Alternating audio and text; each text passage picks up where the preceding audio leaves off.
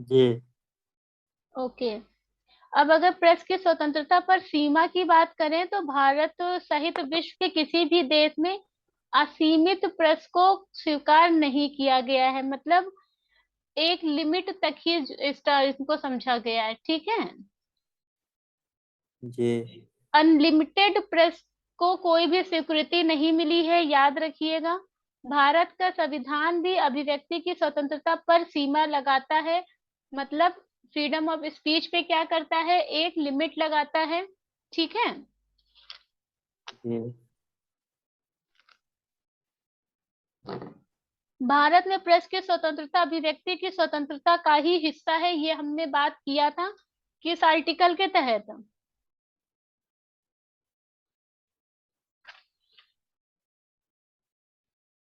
हाँ, जी। किस आर्टिकल के तहत हमने बात किया था अभिव्यक्ति की स्वतंत्रता की। जी। अभिव्यक्ति की स्वतंत्रता में भी जो 8 सीमाएं दी गई हैं, वही सीमाएं हमें प्रेस के लिए भी दी गई हैं, क्योंकि भारत में नागरिक को अभिव्यक्ति की स्वतंत्रता है, लेकिन हेट स्पीच की स्वतंत्रता नहीं है। हेट स्पीच की स्वतंत्रता नहीं है, ठीक है। जी। किसी भी तरह का मतलब हेट स्पीच आप नहीं दे सकते हैं, जैसे जिससे किसी भी समुदाय में नफरत फैले, ठीक है। और सामाजिक समंजस को कमजोर करती हो ऐसा कोई भी स्पीच आप नहीं देंगे। किसी पर्टिकुलर रिलीजन के अकॉर्डिंग, किसी पर्टिकुलर कम्युनिटी के अकॉर्डिंग कोई भी आप हेट स्पीच नहीं दे सकते हैं। संविधान में हेट स्पीच को रोकने के लिए अभिव्यक्ति की स्वतंत्रता पर सीमाएं लगाई गई हैं, जो कि 8 सीमाएं हैं, हमने पहले बात की थी। इस प्रकार भारत में प्रेस को सीमित किया गया है, लेकिन प्रेस को सीमित करने का कानून या कार्य केवल और केवल अपवादित स्थिति में ही होना चाहिए। मतलब ऐसा नहीं है, अगर हम प्रेस की सीमा पर प्रतिबंध लगाते हैं या इसे कम करते हैं, तो ये बहुत ही कैसा होना चाहिए, अपवादित स्थिति में होना चाहिए, जब बहुत ही प्रेस कुछ ऐसा दिखाने लग जाए जिसके ऊपर हमें क्या करना पड़े, कंट्रोल करने की जरूरत पड़ जाए, ठीक है। सर्वोच्चतम स्थिति तब होगी जब प्रेस स्वयं आत्मनियंत्रण की व्याख्या विकसित करेगा। जैसे कि सेल्फ कंट्रोल का सिस्टम जो हमारा यूरोप में है, सेल्फ कंट्रोल सिस्टम जो हमारा यूरोप में है, वैसा ही हम क्या कर सकते हैं, तब भारत में दे सकते हैं फ्रीडम, जब मीडिया खुद से अपने आप को कंट्रोल कर ले। यहाँ पे जरा सा भी राइट मिलता है तो एक बाल भी अगर मिल जाए तो उसका भी डीएनए पता नहीं किससे किससे मिला देते हैं ले जाके, ठीक है। तो हमें प्रेस की स्वतंत्रता है, लेकिन प्रेस की स्वतंत्रता हमें ऐसी नहीं होनी चाहिए जिसमें किसी भी तरह से देश में अराजकता फैले। और वो जो 8 बैकग्राउंड है speech of freedom of speech के, उसकी बात हम पहले ही कर चुके हैं, तो आप उसको रिवाइज करिएगा। देखिए 2004 में एक केस हुआ था जिसमें न्यायालय के अनुसार राष्ट्रध्वज फहराने की स्वतंत्रता है, ठीक है। नेशनल फ्लैग जो है हमारा, नेशनल फ्लैग जो है हमारा, इसको फहराने की स्वतंत्रता है। ये कैसी स्वतंत्रता है, नेशनल फ्लैग हम अगर फहराना चाहते हैं तो ये हमारा फंडामेंटल राइट है। क्या है ये, फंडामेंटल राइट है। हाँ, यानी ये हमारा मौलिक अधिकार है, फंडामेंटल राइट है ये हमारा, ठीक है। तो 2004 में एक केस हुआ था नवीन जिंदल का। किसका हुआ था, नवीन जिंदल वीएस भारत संघ। लिख लीजिएगा, ठीक है, ब्रैकेट में लिखिएगा। ये प्रेस का दूसरा केस था। क्या था ये, प्रेस का दूसरा दूसरा केस था, केस। क्योंकि प्रेस के पहले केस की बात हमने की थी इंडियन एक्सप्रेस न्यूज़पेपर बनाम भारत संघ, याद आया, जिसमें यस कहा मैम। गया था कि प्रेस की स्वतंत्रता एक मौलिक अधिकार है। उसी तरह से नवीन जिंदल 2004 बीएस भारत संघ का जो केस था, ये सेकंड केस है मीडिया का। इसमें न्यायालय ने कहा कि किसी भी व्यक्ति को अगर नेशनल फ्लैग फहराना है तो ये उसका क्या होगा, फंडामेंटल राइट होगा, क्लियर है? जी। दूसरी बात करते हैं हम लोग। दूसरी बात ये है, 2014, क्या, 2014 2014। इमैनुअल वीएस केरल राज, ये भी क्या कहता है, मौन रहने का अधिकार एक फंडामेंटल राइट है। अगर आप नहीं चाहते हैं बोलना तो साइलेंट रहने का अधिकार कैसा है? मौन रहने का अधिकार कैसा है? फंडामेंटल राइट है। ठीक है, मतलब किसी को राष्ट्रगान गाने के लिए बाध्य नहीं किया जा सकता। नेशनल एंथम जो है हमारा, नेशनल सॉन्ग जो है हमारा, उसको गाने के लिए किसी को बाध्य नहीं किया जाता। इमैनुअल वीएस केरल राज का ये केस है 2014। इसमें कहा गया कि मौन रहने का अधिकार, मतलब साइलेंट रहने का अधिकार भी हमारा कैसा है, मौलिक अधिकार है, फंडामेंटल अधिकार है। और किसी भी व्यक्ति को नेशनल एंथम के लिए भी फोर्स नहीं किया जा सकता अगर वो ना गाना चाहे तो। क्लियर है ये बात? Yes ma'am. ठीक है, केस याद रखिएगा, कहीं दिख जाए पूछ ले कि ये किससे संबंधित है तो पता रहेगा आपको। सहकारी संस्था, अब हम लोग बात करते हैं सहकारी संस्था 19 का।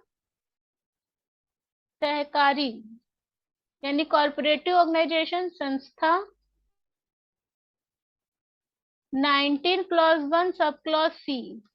ठीक है, जब नागरिकों का कोई समूह आपस में सहयोग करके अपनी आर्थिक हितों को आगे बढ़ाने के लिए कोई संगठन बनाता है तो उसे सहकारी संस्था कहते हैं। ठीक है, आप कोई सहकारी संस्था बना सकते हैं, मतलब मानिए कि आप 10 लोग हैं या 6 लोग हैं, आप ये 6 लोग मिलकर एक अमूल कंपनी खोल लीजिए। तो ये आपका क्या है, 19 क्लॉज 1 का सब क्लॉज सी आपको ये राइट देता है कि आप कॉर्पोरेटिव सहयोग से कोई भी संस्था बना सकते हैं। ठीक है, यस मैम। जैसे अमूल कंपनी, अमूल आपकी दूध की कंपनी है गुजरात की। क्लियर है यहाँ तक? यानी यस मैम। संघ बनाने का अधिकार है, मौन रहने का अधिकार है। ठीक, और किसका अधिकार है आपके पास, राष्ट्र ध्वज नेशनल फ्लैग फहराने का अधिकार है। क्लियर हो गई बात? जी।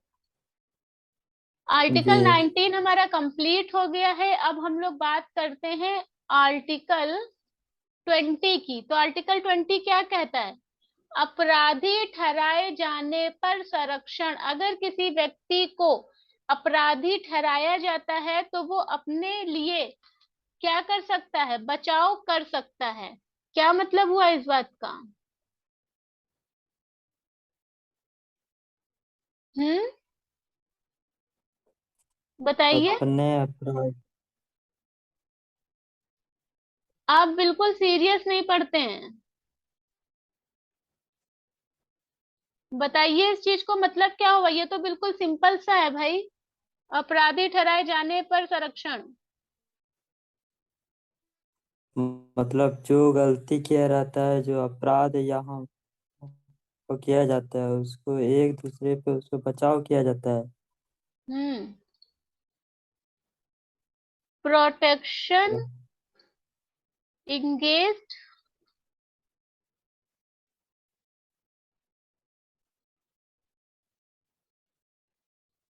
लिख लो, प्रोटेक्शन। संरक्षण।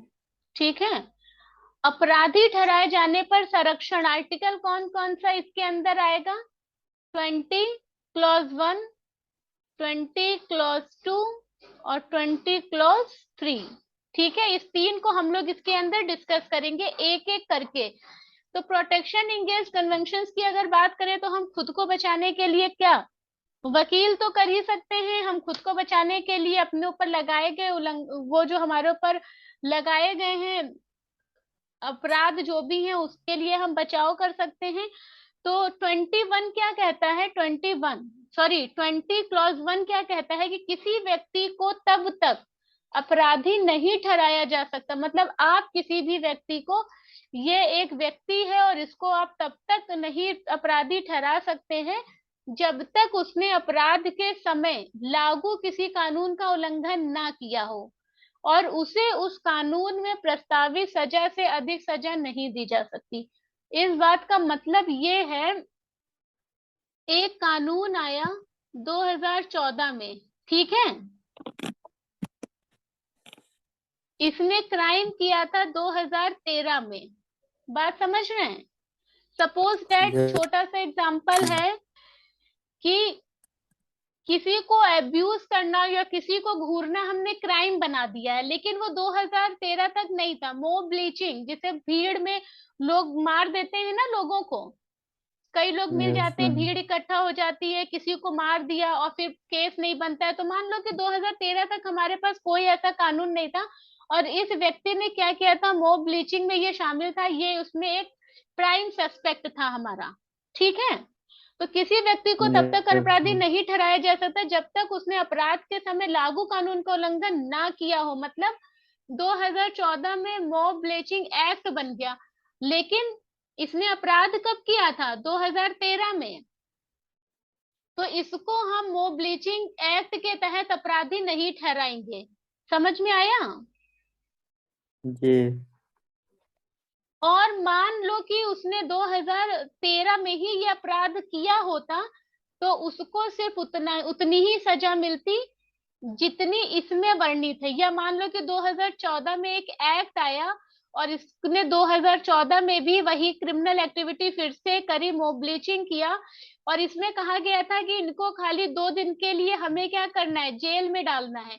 अब 2015 में जो एक्ट आया उसमें ये कहा गया है कि अब जो भी ये काम करेगा, मॉब ब्लीचिंग एक्ट के तहत संशोधन किया जाता है 2014 में कि अब कोई भी व्यक्ति ऐसा काम करेगा तो उसको 2 दिन की जेल नहीं, 2 साल की जेल प्लस 5,000 जुर्माना, अगर ऐसी कोई सजा का प्रावधान कर दिया जाता है तो, ये सब एग्जाम्पल्स हैं, अगर ऐसा कर दिया जाता है तो उसने क्राइम कब किया था, 2014 में, संशोधन कब हुआ, 2015 में, तो उसको जो सजा मिलेगी वो 2014 के तहत ही मिलेगी जब तक वो 2015 में लागू डेट से कोई ऐसा क्राइम नहीं करता है। क्लियर है ये बात? Yes ma'am. नहीं है तो फिर से पूछो जल्दी से, क्योंकि ये सब क्वेश्चन बनते हैं आपके। अब फिर से एक बार बता दो मैम उस चीज को, हाँ, मुझे पता है ये 2014 एक बार में अपराध नहीं के क्लियर होगा, तभी मैंने बोला है। देखिए, लिए। 20 क्लॉज 1 आपसे ये कहता है कि 2013 में मॉब ब्लीचिंग के ऊपर कोई भी लॉ नहीं था, ठीक है, कोई भी एक्ट या जी। लॉ नहीं था, और ये एक व्यक्ति है जो मॉब ब्लीचिंग में डायरेक्ट इन्वॉल्व था। लॉ ना होने के कारण पुलिस इसे छोड़ देती है, बट 2014 में मॉब ब्लीचिंग के ऊपर एक एक्ट पारित किया जाता है और कहा जाता है कि किसी भी व्यक्ति ने अगर ऐसा काम किया तो उसको 2 महीने की सजा और 500 रुपए जुर्माना होगा, ऐसा कहा जाता है। तो इसने तो क्राइम किया था 2013 में, तो इस व्यक्ति को इस वाले एक्ट की तहत कोई भी सजा नहीं होगी। क्लियर है? Yes ma'am. जब तक ये व्यक्ति 2014 की लागू डेट से, मान लो ये जून से स्टार्ट हो गया था, जून 12 से, तो जून 12 2014 के बाद या जून 12 2014 को जब ये कोई मॉब ब्लीचिंग का केस करेगा और उसमें डायरेक्ट इन्वॉल्व होगा तब उसको ये सजा होगी, उसके पहले तक ऐसी कोई भी सजा उसको नहीं होगी। ये बात क्लियर है? Yes ma'am. अब मान लो कि इसमें 2014 में ये चीजें नहीं रुक रही थी, 2015 में जून 12 2015 में फिर से इसमें संशोधन किया गया, क्योंकि जिसमें क्या होगा, अमेंडमेंट किया जाएगा, संशोधन किया जाएगा, और कहा गया कि अगर ऐसी एक्टिविटी किसी भी व्यक्ति ने की तो उसको अब 5 साल की सजा और 10,000 रुपए जुर्माना करना होगा। तो अब इस व्यक्ति 2014 के तहत इसको जो सजा मिली थी, अब उसके ऊपर 2015 वाले लॉ लागू नहीं होंगे। क्लियर है? जब यस तक वो 12 जून मैम। 2015 के बाद कोई ऐसी क्रिमिनल एक्टिविटी ना करे। ये बात क्लियर है? Yes ma'am. अब समझ में आ रहा है ना? ये ठीक है, सिंपल सा था। कोई बहुत ज्यादा रॉकेट साइंस नहीं है कि आप किसी भी व्यक्ति को तब तक अपराधी नहीं ठहरा सकते जब तक उसने अपराध के समय लागू किसी कानून का उल्लंघन ना किया हो, और उसे उस कानून में प्रस्तावित सजा से अधिक सजा भी नहीं दी जा सकती है। पता चला संशोधन करके आपने 5 साल कर दिया था 2015 में, और उसने क्राइम किया था 2014 में। 2014 में तो बोला गया था कि बस आपको 2 साल की सजा होगी, 5,000 रुपए जुर्माना होगा। तो बस अब 12 जून के एक दिन पहले तक, 11 जून 2015 तक उसको 2014 वाली ही सजा होगी। क्लियर है? Yes ma'am. ये हो गया एक पॉइंट। दूसरा क्या कहता है? 20 क्लॉज 2। 20 क्लॉज 2 क्या कहता है कि किसी व्यक्ति को एक ही अपराध के लिए एक से अधिक बार दंड नहीं दिया जा सकता। मतलब इस व्यक्ति ने 2014 में अगर मॉब ब्लीचिंग किया था, और यहाँ पे सजा इसकी प्रस्तावित कितनी थी, 2 साल की जेल और 5,000 रुपए जुर्माना। तो बस इसको एक इसने एक अपराध किया था इसलिए इसको एक ही बार सजा होगी। ऐसा नहीं है कि थोड़े दिन बाद हम फिर इसको पकड़ लें और कह रहे हैं कि नहीं अब इसको फिर से सजा दो। ठीक है? तो ये डुअल यस। पनिशमेंट से आपको क्या करता है? संरक्षण प्रदान करता है। क्लियर हो गई बात? Yes ma'am. Very good. अब 20 क्लॉज 3 की बात करते हैं। ये कहता है कि किसी व्यक्ति को अपने ही विरुद्ध गवाही के लिए बाध्य नहीं किया जा सकता। आपको पता है, टॉर्चर जब किया जाता है, और अगर पुलिस में, अगर जेल में, सॉरी जेल में नहीं, अगर आप थाने में हैं और अगर पुलिस वाले कोई भी स्टेटमेंट आपसे लिखवा लेते हैं, तो आप जब कोर्ट में होते हैं जज के सामने, तो अपना ये स्टेटमेंट बदल सकते हैं, है ना? आप कह सकते हैं यस। कि पुलिस वालों ने ये जबरदस्ती मुझसे लिखवाया है या कहलवाया है। तो किसी भी व्यक्ति को अपने ही विरुद्ध गवाही के लिए बाध्य नहीं किया जा सकता। Clear? Yes ma'am. Very good. तो आर्टिकल 1 की अगर हम लोग बात करें तो इसमें एक शब्द यूज होता है। अब सिंपल से मैंने समझा दिया है, अब इस बात को और समझिए। इसमें क्या होता है कि भूत विधायका का निषेध करता है। ठीक है, भूत विधायक का निषेध करता है। ये हिंदी की टर्मिनोलॉजी है, इंग्लिश में भी लिख लीजिएगा।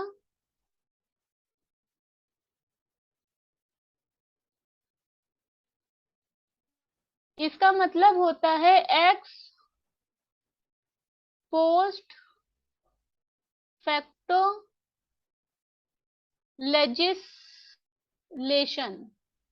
क्या होता है? X post facto legislation. ठीक है? जी। मतलब कहने का है ऐसा कानून जो अतीत कालीन प्रभाव से, यानी पास्ट से, अतीत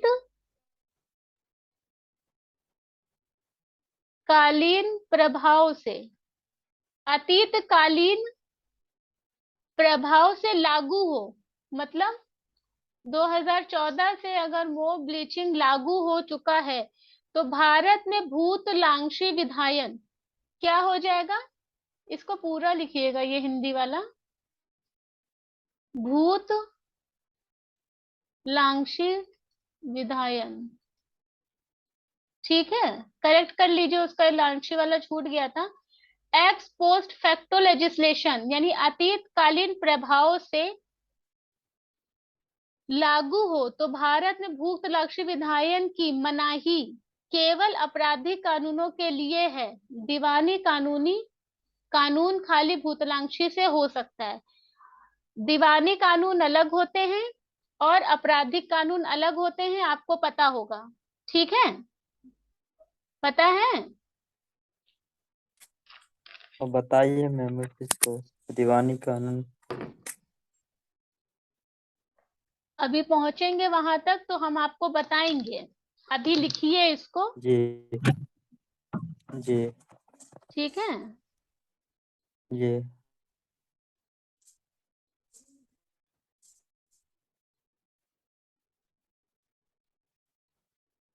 आवाज आ रही है? जी। तो दीवानी कानून पे ये लागू नहीं होंगे, ये किस पे होंगे? आपके आपराधिक पे होंगे। अब देखिए दीवानी कानून क्या होते हैं, तो इनमें जो संपत्ति संबंधी या पद संबंधी अधिकार विवादित हो, चाहे ऐसा कोई भी विवादित अधिकार जो धार्मिक कृत्यों या कर्मों संबंधित प्रश्नों पर अवलंबित हो, उसे क्या बोला जाता है? दीवानी वाद या मुकदमा कहलाता है। ठीक है? Yes ma'am. नहीं समझ में आया? एक बार बता दीजिए मैम। देखिए दीवानी कानून जो होते हैं, जैसे कि जो प्रॉपर्टी के मैटर होते हैं, हम्म, जी। दीवानी मैटर तो पता है ना जी जो होते होता। हैं। जी।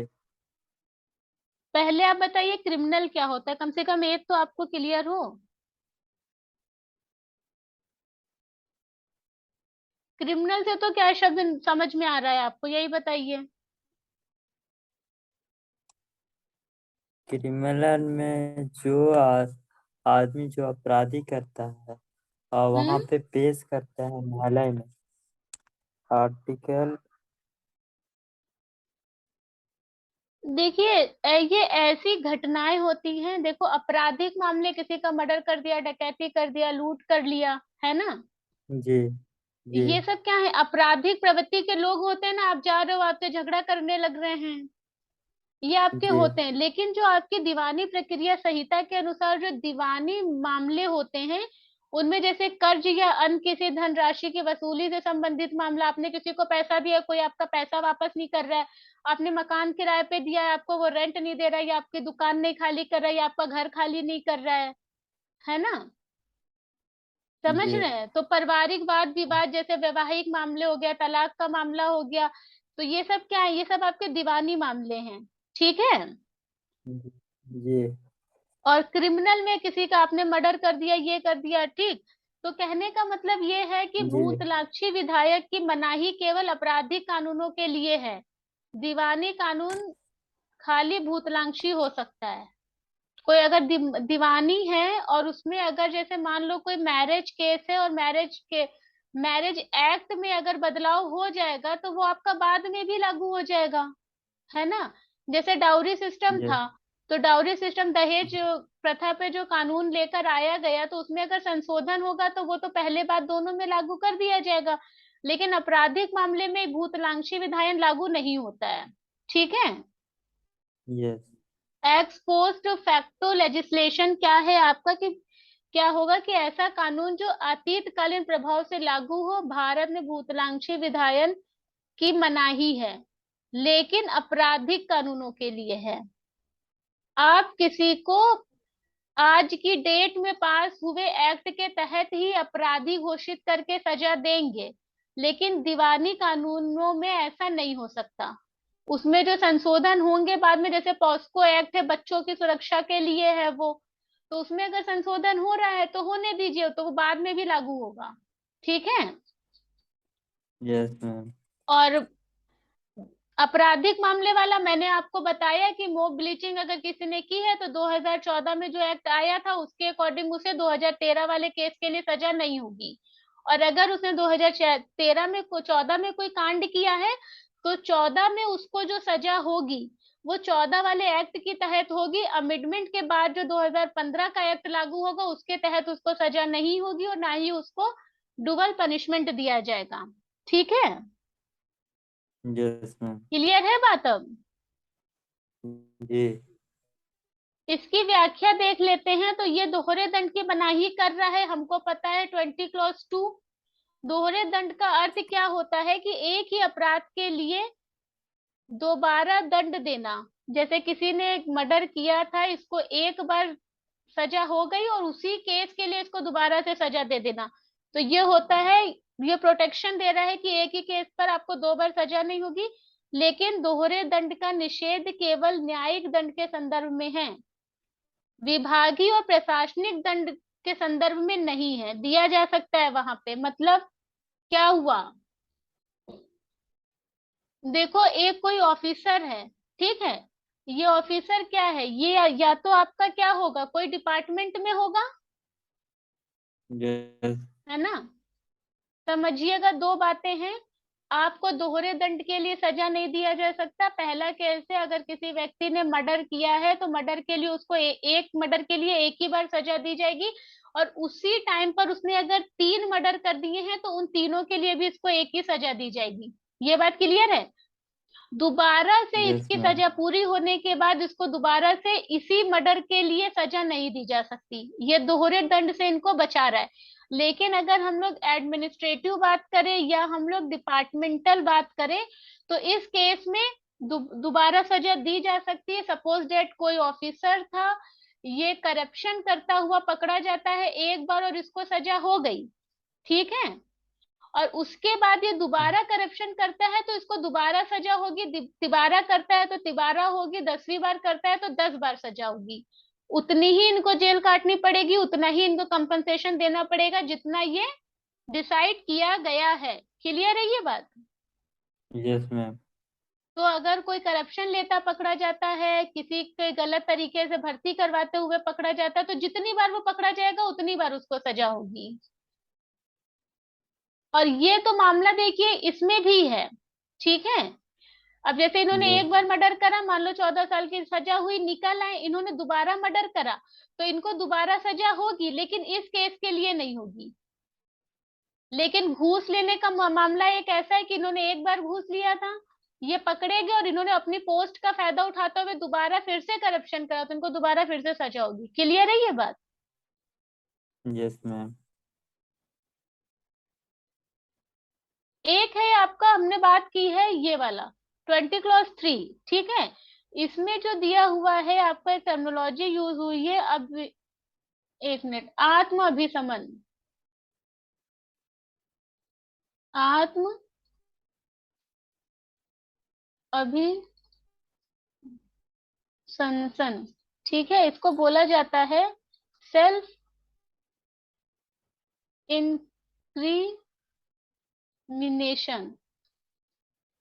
ठीक है। इसका अर्थ क्या होता है कि किसी भी व्यक्ति को स्वयं के लिए विरुद्ध में साक्ष्य प्रस्तुत करने के लिए बाध्य नहीं किया जा सकता, लेकिन अपराध अनुसंधान के लिए जरूरी है, ठीक है। लेकिन मान लो कि कोई व्यक्ति अगर अपराध करता है और वो, उसको हम बाध्य नहीं कर सकते, लेकिन उससे ऐसा ट्रीट किया जा सकता है जिससे हम जान सकें कि ऐसा कुछ हुआ है या नहीं हुआ है। क्लियर है यहाँ तक। Yes ma'am. जैसे चिकित्सकीय और अन्य साक्ष्य इसमें शामिल नहीं है, तो इसमें संशोधन भी नहीं हुआ है अभी, और बाद वाला केस इसको बाद में देखेंगे हम लोग। लेकिन अभी क्या है कि इसमें अन्य साक्ष्य और जो मेडिकल ट्रीटमेंट एविडेंस होते हैं वो इसमें शामिल नहीं है। क्योंकि मान लो हम किसी को अगर डीएनए करवाते हैं तो वो सही है, ठीक है, लेकिन किसी को मारपीट के अगर जबरदस्ती कुछ लिखवाते हैं तो वो सही नहीं है। Yes clear ma'am. है। Yes ma'am. आर्टिकल समझ में आ रहे हैं। जी। ठीक है, तीनों आर्टिकल क्लियर है। Yes ma'am. गुड। अब हम लोग आते हैं आर्टिकल 21 पे। किस पे आते हैं अब। आर्टिकल 21।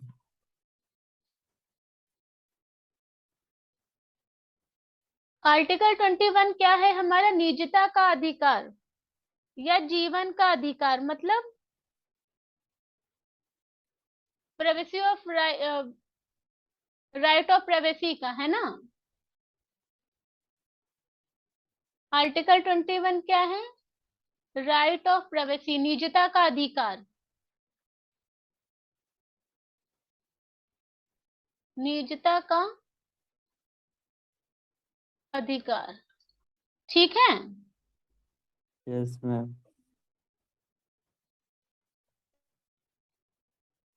तो सिंपल सा है कि किसी व्यक्ति को जीवन और व्यक्तिगत स्वतंत्रता से विधि के द्वारा स्थापित प्रक्रिया से भी वंचित किया जा सकता है, अन्यथा नहीं किया जा सकता है। ये एक सवाल है, ठीक है। क्या है ये, कि क्या हम किसी व्यक्ति को उसके पर्टिकुलर जो उसका इंडिविजुअल राइट है, क्या उससे हम इसको अलग कर सकते हैं या नहीं कर सकते हैं। तो ये 1950 1978 में केस होते रहे हैं, इसके ऊपर ए से भी आ चुका है आपका निजता का अधिकार क्या है। ठीक, तो इसको अच्छे से समझिएगा, ये इम्पोर्टेंट भी है आप लोगों के लिए। तो इसमें एक केस हुआ था आपका ए के गोपालन वीएस मद्रास राज्य।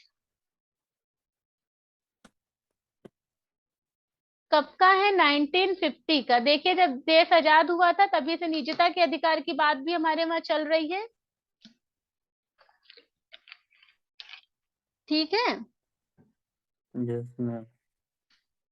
इसमें न्यायालय ने जीवन के अधिकार की सीमित व्याख्या की है। जीवन के अधिकार की सीमित व्याख्या है। ठीक है। और जीवन का अर्थ केवल जीवित रहना माना गया है। मतलब इसमें राइट टू डेथ शामिल नहीं है। बात क्लियर हो रही है? Yes ma'am. इसमें राइट टू लाइफ है लेकिन राइट टू डेथ नहीं है। एथोनेसिया के बारे में बात करेंगे, वो भी हमारा निजता के अधिकार में ही आया था। उसमें एक्टिव और पैसिव की बात की गई थी और किन हालातों में हम मेडिकल इक्विपमेंट्स को हटाकर किसी को डेथ दे सकते हैं, उसके लिए क्या प्रोसेस है, उसकी भी बात हम लोग करेंगे। लेकिन यहाँ तक की बात ये है कि ए के गोपालन वीएस मद्रास राज्य 1950 में ये कहा गया था कि जो जीवन का अधिकार है वो सीमित है। ठीक है, उसको लिमिटेड डिस्क्राइब किया गया है और जीवन का अर्थ केवल जीवित रहना माना गया है, यानी इसमें राइट टू डेथ शामिल नहीं है। यहाँ तक की बात क्लियर है? जी। मतलब अगर आप सुसाइड करते हैं तो आप अपने लिए क्या कर रहे हैं? समस्या खड़ी कर रहे हैं, क्योंकि अगर आप बच जाएंगे तो आपको उसके लिए पनिशमेंट दिया जाएगा। ठीक है। Yes ma'am. 1978 की बात करते हैं। इसमें न्यायालय ने जीवन के अधिकार की व्याख्या को व्यापक कर दिया है। मतलब अभी तक हमने क्या कहा था कि राइट टू लाइफ क्या है आपका? लिमिटेड है। यहाँ पे हमने लिमिटेड की बात की थी।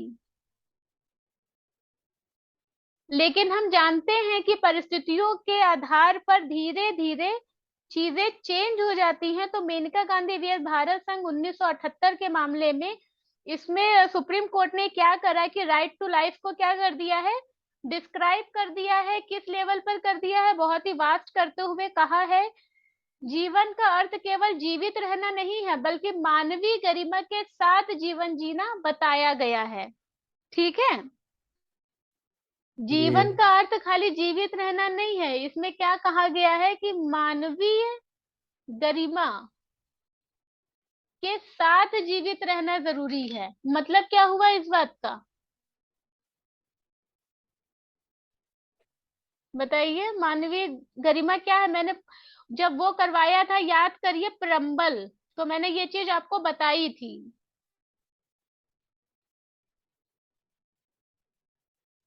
हम्म।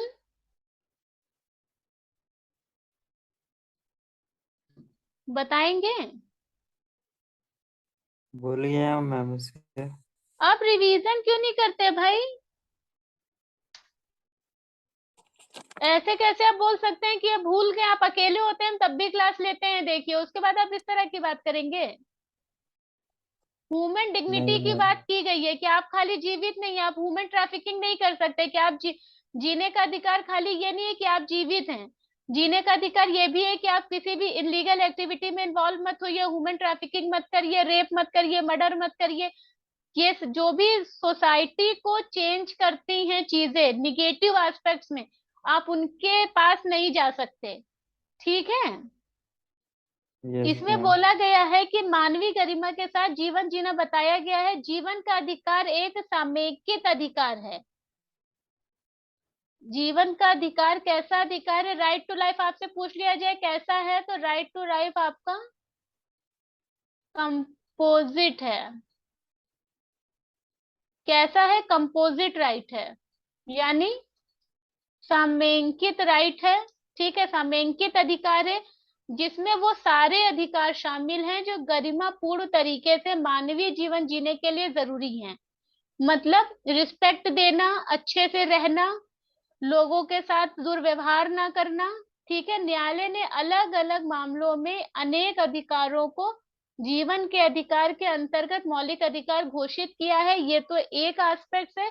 सिंपल सा कोर इसका ये है कि हमें ह्यूमन डिग्निटी को ध्यान में रखना है। कोई करप्शन, किसी तरह का मर्डर, कोई रेप, कोई इस तरह की एक्टिविटीज नहीं करनी है, जिससे हमारा क्या हो, किसी को हम ह्यूमन ट्रैफिकिंग में अगर लगा दे रहे हैं, किसी के ऑर्गन निकाल कर बेचे ले रहे हैं, तो ऑब्वियसली वो सब मानवीय गरिमा के अंदर नहीं आता है। ठीक है।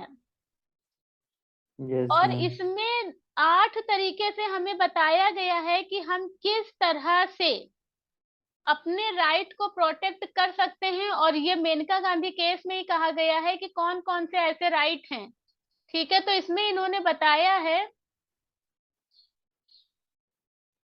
इसमें इन्होंने ये बताया है कि पासपोर्ट रखने का अधिकार हमारा फंडामेंटल राइट होगा। विदेशी यात्रा करने का अधिकार भी हमारा पासपोर्ट रखने का आधार हो। फॉरेन अगर हम जाना चाहते हैं, फॉरेन ट्रेवल्स करना चाहते हैं, तो भी हमारा क्या है, विदेशी यात्रा करना भी हमारा फंडामेंटल राइट होगा। स्वच्छ पर्यावरण, क्लीन इन्वायरमेंट की बात करिए, वो भी हमारा फंडामेंटल राइट होगा। क्लीन वाटर एंड एयर, ठीक है, हमें अपने आसपास, अपने घर, अपने परिवेश को भी साफ रखना है, और अच्छा पानी पीना, अच्छी हवा में सांस लेना भी हमारा फंडामेंटल राइट है। हमारी जो रोजी रोटी है, इसमें लाइवहुड को भी शामिल किया गया है। लाइवहुड भी फंडामेंटल राइट है। निशुल्क कानूनी सहायता, आपको फ्री एडवाइजरी चाहिए, आपको फ्री हेल्प चाहिए अगर लॉ की, ठीक है, तो कानूनी सहायता भी आपको फ्री में मिलेगी। ये भी हमारा फंडामेंटल राइट है।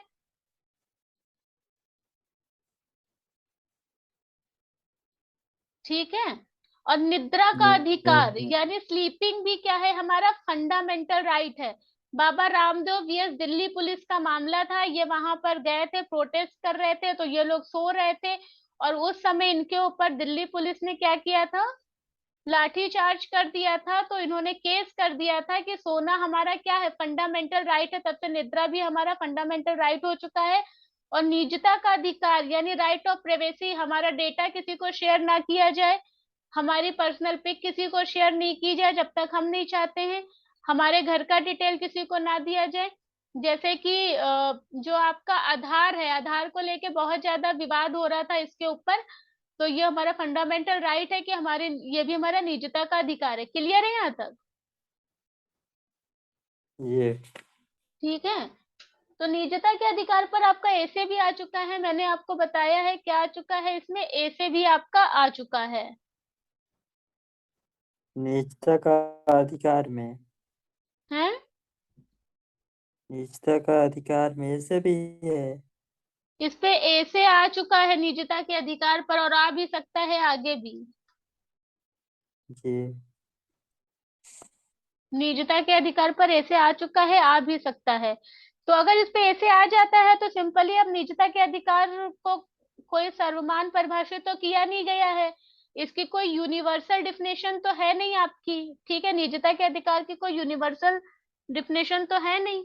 लेकिन फिर भी हम क्या जी। मान, सामान्यता मानते हैं कि निजता का अर्थ क्या है। यहाँ तक के क्लियर है सारी बातें? जी।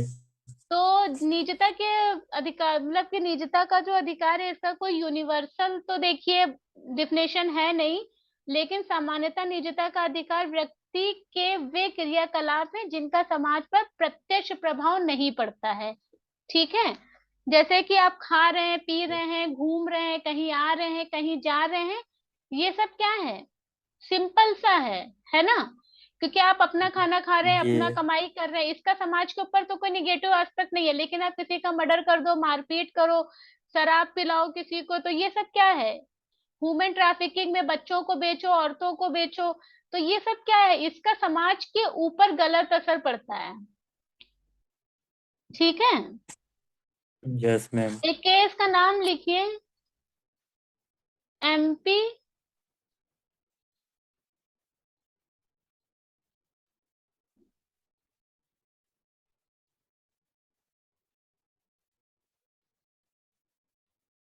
एक मिनट है, पेन टेढ़ा चल रहा है। MP Sharma case, VS Bharat संघ, बैठे रहो, भारत संघ, ठीक है। ये कब हुआ था यस। आपका? 1954 में। और एक केस था हमारा, खड़क सिंह VS भारत संघ, क्या था? खड़क। खड़क सिंह VS भारत संघ, ठीक है। क्या हुआ? ये बैठो अभी थोड़ी देर, है चलते हैं अभी। तो निजता एक मौलिक अधिकार नहीं है, ये माना ये गया था इन केस में 2017 से पहले तक, ठीक है। ये 2017 से पहले तक इन केसों के आधार पर ये माना गया है कि निजता एक फंडामेंटल राइट नहीं है। अगर आपसे पूछ लिया जाए तो आप बताइएगा इस बात को, ठीक है। लेकिन एक ये होता है कर्नाटक का केस। देखिए, हम लोग पर्टिकुलर केस का पूरा पूरा डिटेल नहीं डिस्कस कर रहे हैं, क्योंकि उसका कोई मतलब नहीं है। हमसे रेफरेंस पूछेगा, केस का स्टोरी कभी नहीं पूछेगा, ठीक है। और ना तो हम लोग ऑप्शनल के लिए पढ़ रहे हैं और ना ही हम लोग लॉ के लिए पढ़ रहे हैं। हमारा बस इतना ही आएगा केस, अगर इन केस कभी पूछा तो कर्नाटक, कर्नाटक हाई ये कोर्ट के जज थे। कर्नाटक हाई कोर्ट के कौन थे? जज थे। उनका जज नाम थे। था पुहार स्वामी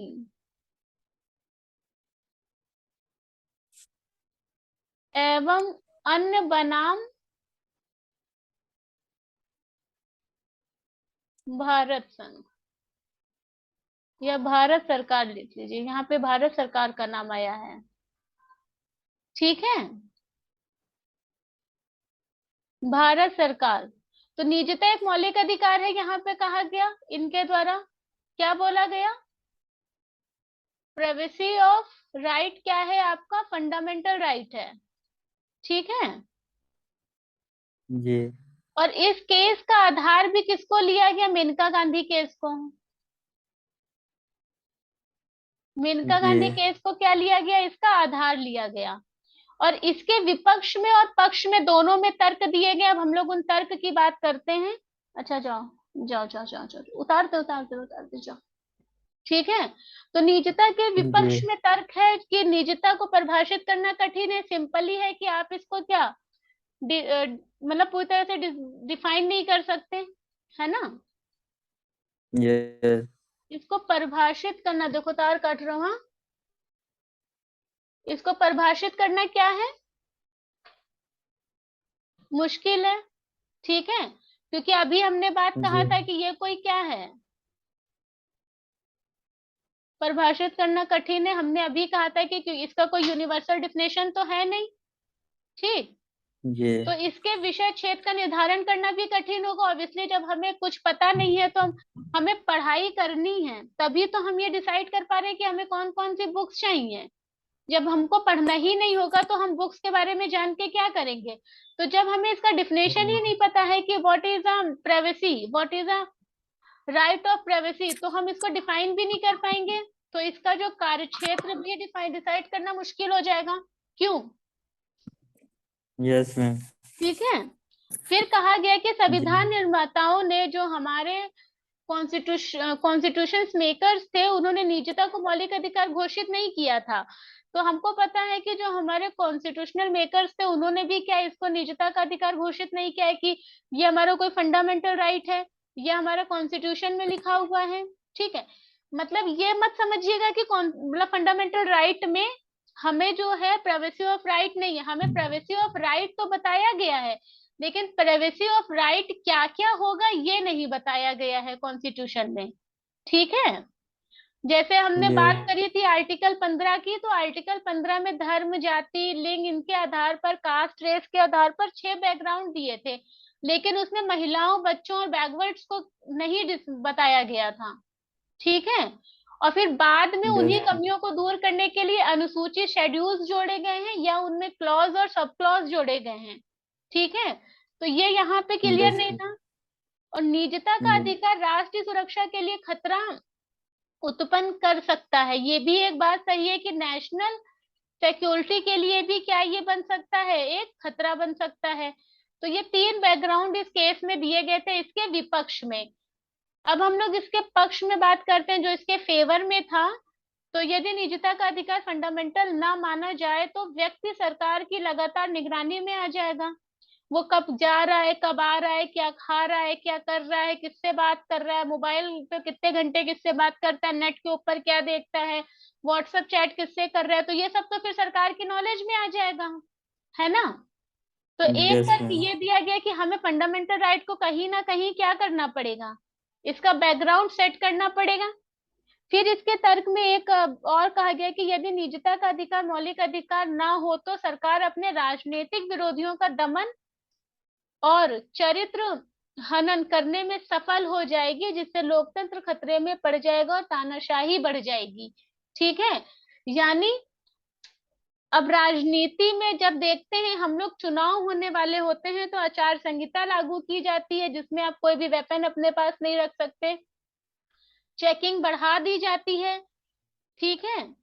तो अगर हम, लेकिन उसका भी बैकग्राउंड सेट है कि आप कितना कितना क्या कर सकते हैं। लेकिन अगर हम इसमें देखें राजनीतिक विरोधियों का दमन, अब जैसे कि कोई पार्टी है, किसी भी पार्टी के एंगेज में किसी भी हद तक जा सकती है, लेकिन अभी ऐसा नहीं होता है क्योंकि ओपनली कोई इतना गिर के काम नहीं करता है। ठीक है। और भारत जैसे यस देश मैम। में जहां अभी डिजिटल सुरक्षा, डाटा संरक्षण की व्यवस्था कमजोर है, वहां पर हम निजता के अधिकार की या नागरिक डेटा की चोरी की तो बात ही नहीं कर सकते। बिल्कुल सिंपल सी चीज है ना ये। हमारे वहां यस मैम। डिजिटल सिक्योरिटी क्या है, आईएसपीसीएस के ईमेल आईडी हैक कर लिए जाते हैं, आरबीआई का आईडी हैक हो जाता है। ठीक है। अभी उसके आधार की बात चल रही थी, आधार की बात जब चल रही थी तो आधार में हमारा क्या लिया जा रहा था, बायोमेट्रिक लिया जाता है। तो वो भी हमारी निजता के अधिकार का उल्लंघन है क्या? सरकार इतना सारा डेटा प्रोटेक्ट करके रख पाएगी? हमारे वहां अभी साइबर क्राइम बहुत ही ज्यादा होते हैं। तो ये इसके तर्क और विपक्ष और पक्ष में क्या थे, तर्क थे। क्लियर हो गया है। Yes ma'am. और ठीक है। तो अभी इसको हम लोग कंटिन्यू रखते हैं, इसमें बात करते हैं क्योंकि ये आपका बहुत ही बड़ा टॉपिक है।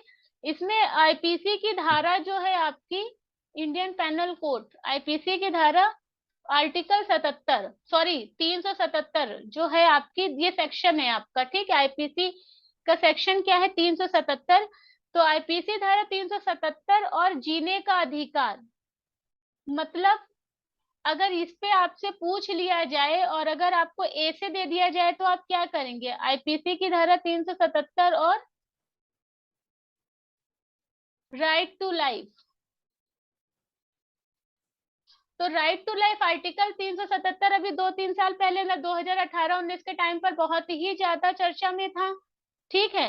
क्योंकि ये अननेचुरल सेक्स रिलेशंस को क्या करता है, अपराध मानती है। क्योंकि जैसे है ना कि अननेचुरल सेक्स जो होता है आपका, वो एक क्रिमिनल एक्टिविटीज मानी जाती है। जैसे कि किसी पशुओं के साथ मतलब एनिमल के साथ कोई मतलब देखा जाता है, या बच्चों के साथ देखा जाता है, या आपका सामान्य लिंग में देखा जाता है, जिनको गे और लेस्बियन से डिफाइन किया गया है। ठीक है। तो ये सब यस क्या है, मैम। ये सब अपराध की श्रेणी में माना गया। लेकिन उसके बाद काफी हद तक हम लोगों ने बच्चों के साथ, एनिमल्स के साथ, या इनलीगल तरीके से किसी भी तरह के सेक्स को गलत ही माना है। लेकिन समान जो आपके सेम जेंडर में होता है उसको थोड़ी सी क्या रिलैक्सेशंस मिली है, बहुत सारे। उसमें 377 तो आपका वही है फिलहाल। इसमें देखिए, दो बैकग्राउंड अभी भी हैं, चाइल्ड और एनिमल। ठीक है। लेकिन 377 में जो सेम जेंडर के या साथ सेक्स की बात की गई है, जब इसकी बात करते हैं तो 2009 में नाज फाउंडेशन था आपका, मैंने उस दिन केस ही बताया भी था आपको। नाज फाउंडेशन, इसने सबसे पहले फर्स्ट ऑफ ऑल इसने क्या करा, सर्वप्रथम समलैंगिकता। ठीक है। 377 दिल्ली में हाई कोर्ट, जो दिल्ली हाई कोर्ट है हमारा, दिल्ली हाई कोर्ट में इसने क्या करा, केस किया और ये भाग को रद्द करने के लिए बोला कि 377 रद्द किया जाए, जो गे और लेस्बियंस को फ्रीडम नहीं देते हैं साथ रहने का, क्योंकि ये समानता का अधिकार है और उनका फंडामेंटल राइट है और वो पूरी तरह से फ्री हैं किसी के साथ रहने के लिए भी। ठीक है, लेकिन हमारी सोसाइटी तो इस चीज को एक्सेप्ट नहीं करती है। सोसाइटी जो है इस तरह की चीजों को एक्सेप्ट नहीं करती है। ठीक है, तो जी सोसाइटी में बहुत ज्यादा बड़े लेवल पर चेंजेस लाने की जरूरत है। बहुत सारे आपने सीरियल्स देखे होंगे 377 पर बने हैं। फिर एक केस होता है आपका 2013। ये क्या है आपका, सुरेश कौशल केस। सुरेश कौशल केस, ठीक है। Supreme court, Delhi high court के फैसले को रद्द कर दिया। तो सुप्रीम कोर्ट ने क्या करा इस वाले मामले में, सुप्रीम कोर्ट ने दिल्ली हाई कोर्ट के फैसले को रद्द किया। उसका रीजन था और समलैंगिकता को अपराध माना। ठीक है, जब यहाँ पर केस हुआ तो दिल्ली हाई कोर्ट के फैसले को किसने रद्द कर दिया, सुप्रीम कोर्ट ने रद्द कर दिया और स्टेटमेंट दिया कि निजता मौलिक अधिकार नहीं है। क्या बोला, privacy of right is not a fundamental right. ठीक है, जी यहाँ तक की बात क्लियर है। जी फिर आया आपका केस 2017। 2017 है निजता का अधिकार। फिर से इसको बोला गया कि फंडामेंटल राइट हो गया। अगेन क्या हो गया, निजता का अधिकार फंडामेंटल राइट हो गया। अभी हमने बात की थी, इसमें भी 2017 में कौन से केस का रेफरेंस लिया गया था, मेनका गांधी केस का रेफरेंस लिया गया था, राइट। अभी पीछे ही बात करके आ रहे हैं जी हम लोग इसके ऊपर भी। फिर से बोला कि निजता का अधिकार फंडामेंटल राइट होगा। तो नाज फाउंडेशन ने पुनः जनहित याचिका दायर की और अन्य संगठन ने भी किया। कहा कि नहीं, आप इसको फंडामेंटल राइट कह तो रहे हो, ठीक है, लेकिन कोई व्यक्ति अगर अपनी इच्छा से साथ में रहना चाहता है तो सिंपल है कि उन्हें उनका वो फंडामेंटल राइट है और उनको रहने दिया जाए। देखो, सोसाइटी के बेस पे आज भी इस चीज को एक्सेप्टेंस नहीं मिली है, लेकिन 2018 कंडीशन थी कि सहमति से, वयस्कों के मदद से, मतलब अपने एडल्ट लोगों की मदद से और एकांत में, मतलब प्राइवेसी में आप इस तरह का टाइम अगर एक्सपेंड करते हैं तो आपको कानूनन अधिकार है 2018। ठीक है, सम सेम जी जेंडर में सेक्स करने का, लव करने का या आपको अपना पार्टनर चूज करने का राइट है 2018। लेकिन कंडीशन थी कि दोनों पार्टी एग्री होने चाहिए, उनके जो पेरेंट्स हैं वो एग्री होने चाहिए, और वो मार्केट में, पब्लिक प्लेस में, पार्क में खुला ऐसे नहीं कुछ भी कर सकते, वो प्राइवेसी में ही उनका जो भी मामला है वो समझें। यहाँ तक की बात क्लियर है, ये बात आई 2018 में। क्लियर है। Yes ma'am. तो इतनी यस मैम। सारी बातें आप याद रखिएगा। मेंस में क्वेश्चन पूछा जा चुका है इसके ऊपर। 2018 में ये बहुत तूल पकड़ा हुआ था। ट्रिपल तलाक पे जैसे क्वेश्चन आया था, तो ट्रिपल तलाक पे आपसे मेंस में पूछा गया था। तो कहने का मतलब इतना है, जैसे केरल में सबरीमाला केस हुआ था 2018 में, तो उसके ऊपर केस आपसे था, क्वेश्चन पूछा हुआ था।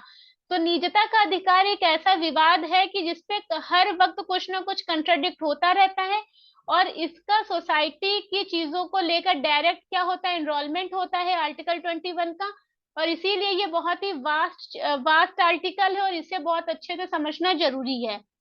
क्लियर है कि आज के यस टाइम में मैम। समलैंगिकता जो है अपराध नहीं है आफ्टर 2018। बट कंडीशन 3 बताई गई है, पेरेंट्स की मदद से होना चाहिए, एकांत में होना चाहिए और सहमति से होना चाहिए। बट सोसाइटी में अभी तक ये चीजें एक्सेप्ट नहीं की गई हैं, ये भी आप याद रखिएगा। लेकिन सोसाइटी चाहे या ना चाहे, इनको कॉन्स्टिट्यूशनल राइट मिल चुका है, क्योंकि ये प्राइवेसी का मामला है। ठीक है, ये अब बात करते हैं निजता के अधिकार पर सुप्रीम कोर्ट के जो फैसले रहे। तो मेनका गांधी केस रहा है, एक पुट्टा स्वामी केस रहा है, हमने अभी पीछे डिस्कस किया था। और कुछ शर्तों के साथ इसको लागू किया जाए तो सही भी माना जाएगा, ये भी हमने बात डिस्कस की है। 2017 में क्वेश्चन पूछा गया था आपका, ये मेंस में आईएएस में क्वेश्चन आया था। ठीक है, तो आप मेनका गांधी केस ले सकते हैं, पुट्टा स्वामी केस ले सकते हैं, नाज फाउंडेशन का केस ले सकते हैं। सुरेश कौशल कैस ले सकते हैं, दो तीन जो भी आपको याद हो आप उससे बढ़िया सा एक आंसर लिख सकते हैं। क्लियर। Yes ma'am. अब बात आती है जीवन का अधिकार व मरने का अधिकार। यूथेनेशिया की बात अभी मैंने जरा देर पहले आपसे की थी। अब राइट टू लाइफ में राइट टू डेथ है या नहीं की बात आती है। ठीक है, जीवन का अधिकार व मरने का अधिकार, या हम इसको कह सकते हैं जीवन का अधिकार और मृत्यु, मतलब यूथेनेशिया, क्या कह सकते हैं, यूथेनेशिया। ठीक है, क्योंकि जो आपकी आईपीसी की धारा है, आपका सेक्शन है जो आईपीसी का कौन सा, आईपीसी का सेक्शन आपका जो है 309, इसने आत्महत्या के प्रयास को अपराध माना है। अगर आप अपने ऊपर मर्डर के लिए अटेम्प्ट करते हैं तो वो क्या है, क्रिमिनल एक्टिविटी में काउंट होगा, वो एक अपराध होगा। और यही एक ऐसी सजा है कि जिसपे आपको सजा दी जाती है अगर आप बच जाते हैं तो। क्लियर है। Yes ma'am. तो ये सारे विवाद चलते रहते हैं, तो इस पे भी हम लोग बात करते हैं। सेक्शन याद रखिएगा, आईपीसी का सेक्शन कौन सा है, 309, जो आत्महत्या के प्रयास को अपराध बताता है, क्योंकि माना जाता है कि अगर आप आत्महत्या करते हैं, ऐसा माना गया है, अगर आप किसी भी वजहों से आत्महत्या करते हैं तो पहली चीज तो आत्महत्या आप कैसे करेंगे, किसी भी प्रेशर में होंगे तब करेंगे, है ना, किसी दबाव में होंगे तब जी। करेंगे।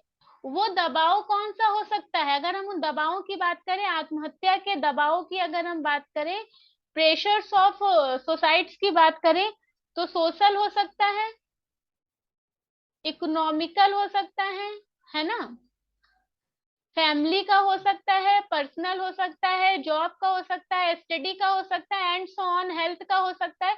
कोई भी बैकग्राउंड हो सकता है आपके पास सुसाइड करने का। क्लियर है। सिंपल सा मान लो कि एक गरीब यस। व्यक्ति था, उसको अपने घर में शादी करनी थी, ठीक है, उसने अपने लड़का या लड़की किसी के लिए क्रेडिट ले लिया था 5,000 रुपए का, या 10,000 रुपए का, या 50,000 रुपए का। तो ये पैसा उसने जमींदार से लिया होगा या बैंक से लिया होगा, सिंपल सी चीज है कि नहीं है। Yes ma'am. और वो ये पैसा अगर वापस नहीं कर पा रहा है तो उसके ऊपर क्या होगा, जमींदार का या बैंक का प्रेशर होगा, और सामाजिक प्रेशर भी होगा कि लो शादी कर दी, पैसा ले लिया, अब पैसा चुका नहीं पा रहे हैं, बहुत सारी बातें सोसाइटी में आपको पता है होती रहती हैं। ठीक, तो हो सकता है वो यस व्यक्ति मैम। इससे परेशान होकर आत्महत्या कर ले, हो सकता है कि नहीं हो सकता है, क्योंकि मोस्टली किसान देखो आत्महत्या कर ही लेते हैं, उनकी फसलें खराब हो जाती है, वो किसान क्या करे होते हैं, फार्मर हमारे एग्रीकल्चर के लिए क्या करते हैं, क्रेडिट ले लेते हैं, और जब वो इसको नहीं लौटा पाते तो आत्महत्या कर लेते हैं। तो आत्महत्या का चलन इतना ज्यादा बढ़ गया है कि सरकारें जब आती हैं तो सरकारें क्या करती हैं, किसानों का जो क्रेडिट होता है, जो उधार होता है, उसको माफ करने की बात करती हैं। चुनाव होते हैं ना इस आधार पे हमारे वहां, कि ये सरकार बनेगी तो वो जी। किसानों का लोन माफ कर देगी। ठीक है, तो एक यस। बैकग्राउंड वो भी हो सकता है, कोई व्यक्ति है बहुत ज्यादा परेशान है अपनी बीमारी से, और वो चाहता है कि उसको जहर का इंजेक्शन दे दिया जाए, उसको एथोनेशिया दे दिया जाए, उसको मृत्यु दे दी जाए, उसको जो सपोर्ट करने वाले इक्विपमेंट्स है, मेडिकल इक्विपमेंट्स, उनको हटा दिया जाए। तो वो भी आत्महत्या के अंदर कंसीडर किया गया है कि हो सकता है कि ये जो पर्सन है ये अपनी इच्छा से ये काम कर रहा हो, या वो अपनी फैमिली प्रेशर में ये काम कर रहा हो, या कोई प्रॉपर्टी का मामला हो जिसकी वजह से लोग उसको मारना चाहते हो, तो बहुत सारी बातें वहां से निकल के आने लगती हैं। ठीक है, तो जब तक यस ये चीज मैम। क्लियर ना हो जाए, तो इसीलिए आत्महत्या जो है वो अपराध माना गया है सेक्शन 309 के तहत। बात क्लियर है, यस मैम। समझ में आ रहा है। जी। रतिनाथ वीएस, रतिनाथ वीएस लिख लीजिएगा, भारत संघ।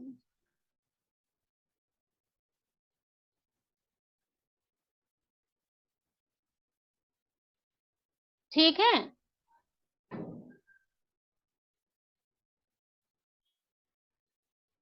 जी। इसमें ये कहा गया था, स्टार्टिंग का केस था, इसमें बोला गया कि न्यायालय के अनुसार जीवन का अधिकार में जीने और मरने दोनों का अधिकार शामिल है। मतलब आपकी इच्छा है आप जियो, आपकी इच्छा है तो आप मर जाओ। अतः आत्महत्या करने का व्यक्ति को अधिकार है। रतिनाथ वीएस भारत संघ में ये चीज कही गई थी। ठीक है। कि अगर क्वेश्चन ऐसे हिस्ट्रिकल बैकग्राउंड पे ले जाके पूछे कि अ, किस केस में न्यायालय के अनुसार ये कहा गया था कि जीवन के अधिकार में मरने का अधिकार शामिल है, तो याद रखिएगा रतिनाथ वीएस भारत संघ मामले में। फिर दूसरा केस होता है आपका ज्ञान कौर का, वीएस पंजाब राज। ये आपका हुआ था 1996 में। इसमें कहा गया कि जीवन के अधिकार में मात्र जीने का अधिकार ही शामिल है, मरने का अधिकार शामिल नहीं है। और आईपीसी धारा 309 वैध है और वर्तमान में लागू भी है। ये बात मैंने अभी आपको बताई है कि आईपीसी की धारा 309 लागू है अभी भी। और मरने के जीवन के अधिकार में मरने का अधिकार शामिल नहीं है। क्लियर है ये बात? Yes ma'am. तो मंत्रिमंडल की बैठक में क्या किया था कि धारा 309 को समाप्त करने का निर्णय लिया गया था, पर अभी भी ये लागू नहीं हो पाया है। तर्क है कि जो व्यक्ति आत्महत्या का प्रयास कर रहा है वो परेशान है, हताश है और दुखी है। उसको जेल में नहीं सुधार गृह में भेजा जाना चाहिए। ठीक है। इसीलिए अगर कोई व्यक्ति डिप्रेशन में है और इसको आत्महत्या को अपराध इसलिए माना गया है, उसका भी रीजन है कि मानिए कि ये एक पर्सन है, ठीक है, तो इसका अगर आप बैकग्राउंड देखेंगे तो ये अपनी फैमिली से जुड़ा हुआ होगा, अपने फ्रेंड से जुड़ा हुआ होगा, कहीं ना कहीं जॉब किया होगा, माँ बाप ने इसकी एजुकेशन पे पैसा लगाया होगा, इसकी हेल्थ पे दिया होगा, इसके लिए कहीं से लोन लिया होगा, ठीक है, इसकी शादी पे खर्च किया होगा। तो अगर एक व्यक्ति ये मरता है तो ये पूरी की पूरी फैमिली इसके ऊपर डिपेंड होगी ना, कि अब ये बड़ा होगा तो कमाएगा, हमें सपोर्ट करेगा। और आप सडनली अगर आत्महत्या कर लोगे तो आपकी पूरी फैमिली बिखर जाएगी। ठीक, आपकी मैरिज लाइफ पूरी यस। की पूरी सस्पेंड हो जाएगी। तो वो लोग क्या करेंगे जो आपके ऊपर डिपेंड है? इसीलिए आप आत्महत्या जैसा कदम नहीं उठा सकते। क्लियर है ये बात? Yes ma'am. एक वर्ड आता है जिसे हम लोग कल करेंगे, इच्छा मृत्यु या दया मृत्यु। ठीक है, इच्छा मृत्यु या दया मृत्यु। इसको दया मृत्यु को बोला जाता है यूथेनेशिया। ये हेडिंग डाल के छोड़िएगा, कल यहीं से स्टार्ट करेंगे, क्योंकि इसमें जो केस हुआ था वो अरुणा शान बाग का है, वीएस भारत संघ का 2011 का। इसमें बताया गया है 2018 का निर्णय आया है। जो भी, इसको हम लोग कल की क्लास में कंप्लीट करेंगे। और आर्टिकल 21 अभी और चलेगा, उसके बाद ये जाकर खत्म होगा। भी आर्टिकल हमारे धीरे धीरे ऐसे ही चलेंगे, ठीक है। उसके बाद हम लोग तेजी से यस बढ़ सकते हैं, मैम। लेकिन आर्टिकल धीरे धीरे ही करने पड़ेंगे। क्लियर है? जी। तो आप रिवीजन कर लीजिएगा, प्लीज, रिक्वेस्ट है जी। आपसे। ठीक है, क्योंकि आप अगर क्लास जी। में रिस्पॉन्स अच्छा नहीं करेंगे तो फिर पढ़ाने में इंटरेस्ट नहीं आएगा। एटलीस्ट जो पढ़ा दिया है वो अच्छे से रिवाइज किया करिए। ठीक है। जी। जी। ठीक है, चलो।